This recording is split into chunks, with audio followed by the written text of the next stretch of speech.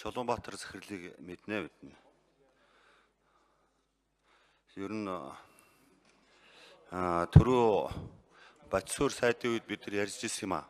Энэ боловсролын системийг одоо өөрчлөх ажлыг эхлэх үү та гэж. Энэ дээр бас нэг хариулт авмаар байна. Өнөөдөр цэцэрлэгийн үн ихтэй сургуулийнхаа одоо сургалтын төлбөрөөс давтсан байгаа. Энэ байдал дээр одоо та ямар дүгнэлт хийж байгаа вэ? Ийм нэг хоёр асуулт байна. Тэгээд дэмжиж байгаа. Сайн ажиллаарай. Амжилт хүсье. За асуултанд хариулъя. 81 дугаар микрофон. За архив гишүүний асуултанд хариулъя.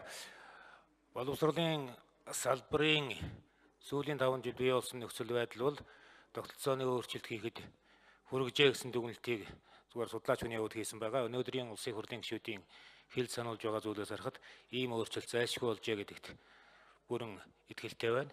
Өөрчлөлтийг эхлүүлэхэд л ажиллана.